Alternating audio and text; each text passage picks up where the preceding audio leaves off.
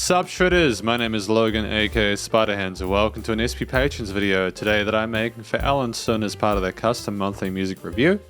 And if we switch over to here, we have ourselves a track on the screen from an act named Song Dongye titled Zebra Zebra. So that's an interesting title. We're going to listen through this track from start to finish and we're going to hear what we think. We also have lyrics kindly provided by Alan at the end, so that should be good, and I'll put the ones here on the screen for you, so let's go.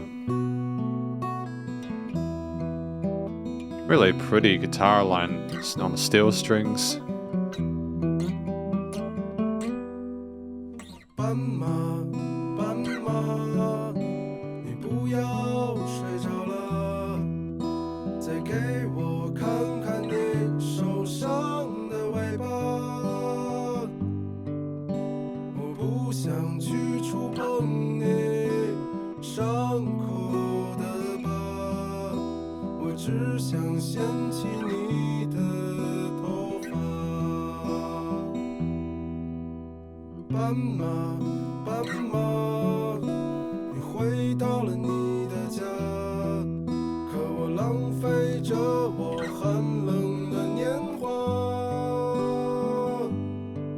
It's really peaceful, isn't it?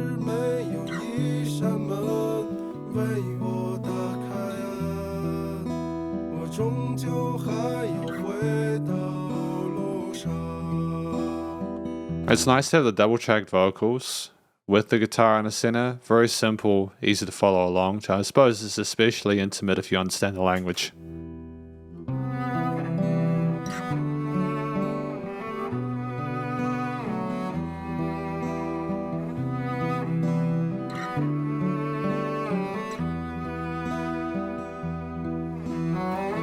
Are you used to the violin here, or is this cello?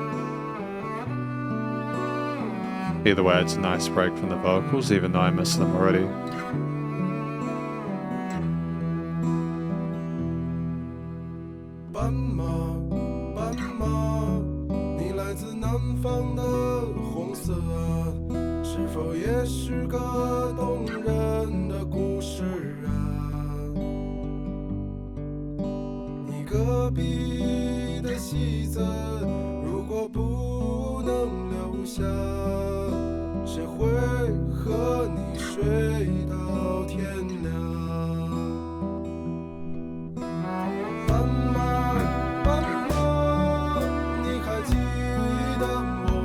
Really beautiful harmonies, or melodies, should I say. Beauty in a simplistic drum line.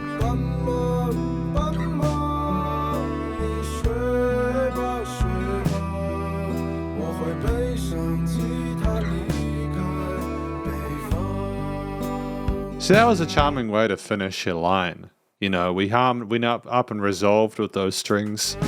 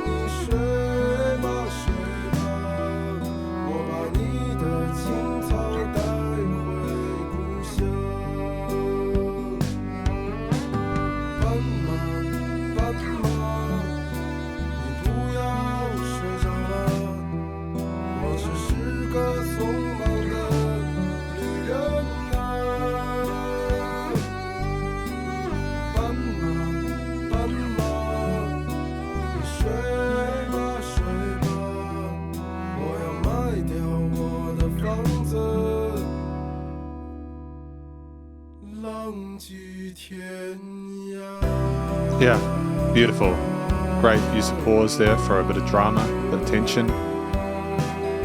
Very satisfying finish.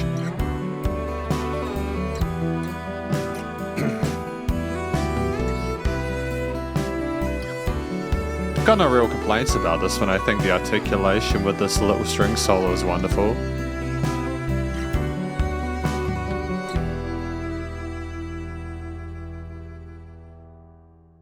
It's one of those tracks where, yeah, I think there's a lot of intimacy with understanding what it's about natively. This is why I'm thankful for Ellen to provide lyrics for this song, because I think this is one of those tracks where I'd need to know what it's about to really get the whole picture. That said, I think that even for someone who is not a native kind of speaker of this language, I still can appreciate the way the strings were done, the guitars, those arpeggios, the steel string parts were really fascinating. There was a lot going on within them. In contrast with how mellow the drums were, the bass and everything, so I'm really happy with it. And we have the lyrics here for Zebra by Song Dongye. Zebra, zebra, don't you fall asleep now. Let me again have a look at your wounded tail. I don't wish to touch the scars of your wounds, I only want to run my hands through you here. You'll return to your own home, but I'll waste away my frigid years. Not a single door in your city is open to me, I will return to the roads in the end. Zebra, zebra, is the redness of your southern hue a soul-stirring story too?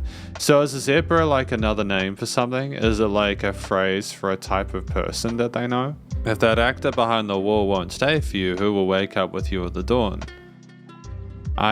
Zebra, zebra, do you remember me? I am the fool who can only sing. Zebra, zebra, go on to sleep now. I will bring your meadows to my hometown. Zebra, zebra, don't you fall asleep now. I am but a traveler in my own hate. Go to sleep now. I will sell my home and wander the roads.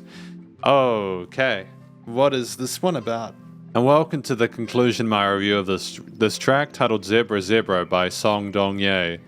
What do I think it's about? To be honest with you, I'm not really sure after listening to it. There's a bit too much nuance for me to really sort of ascertain a specific thing. I don't think it's literally a zebra. I think it's like a name for a zebra. It could be like a nature thing. It could be simply him trying to like look at the environment that the zebra is. Maybe the zebra is a place and it's like, maybe it's nature and how kind of damaged nature has been. It doesn't want to like interfere with the damage or make it worse. It simply wants to be a part of it. Maybe it's realizing that there's less of the zebra to go around than it used to be, so it's not wanting to stress out the nature too much and it wants to kind of like just be a part of it, but then if there isn't space, it'll leave. And then maybe the zebra at the end is going to sleep because the guy has just decided that he'd rather sell his own home than basically make more of an impact on the zebra than he actually has before. So maybe that's it. Maybe that's what this track is about, Zebra, Zebra. I don't know what else it could be about. You sure you guys will let me know in the comments. But that's Zebra, Zebra anyways. The vocal performance was double tracked. And you might have seen me trying to fiddle around with my headphones when I was listening to that song. And I apologize for booping the microphone. It wasn't intentional. Basically, I was the double tracking of the vocals. It was a little bit unusual for me. Basically, when I was listening to this, it was like I was trying to figure out whether the vocal takes were even or not. Whether they were even or not. It sounded like one of them was slightly quieter than the others. And part of me is like, am I going deaf in one ear? And that's a possibility, but the last I checked I wasn't. It was just because there was a really raw, uneven tone to the loudness. Not necessarily. The vocals weren't perfectly volume matched on either side of the headphones. It was like they took one take on one side and another on the other. They didn't hyper like compress it or anything like that. It's basically a case where they simply had him sing on one side, sing on the other, telling like a story, almost like a lullaby, with the guitars, the strings, the bass, the drums and keys in the center field or surrounding it, allowing yourself to be taken away gradually by the double tracked vocals. I think it was fantastic, like the singer was trying to surround you with it. There's so many times where the vocalist will be in the center of the stereo field. And to be honest, I like the fact that the vocals sounded different this time, if only from a studio production perspective. The way that he sung with the different melodies throughout, there weren't harmonies because he sang the same note almost like unisons throughout the track. It was like he was really caring and loving and passionate and tender, and it was a really warm, relaxing, beautiful experience hearing him speak his truth here. The melodies were easy to follow along to. They weren't overbearing or overwhelming. It wasn't meant to be an ego trip. It was more about just making the story more interesting as we went along by maybe adding different notes or changing some of the melodies that had been instantiated.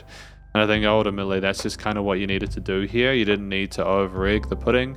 it was well handled, and I kind of like the fact that we just had that one voice across the two, nice and wide, kind of emanating across the precipice of this track. So yeah, the vocals were good. He's a great singer, great hidden chest voice, all that.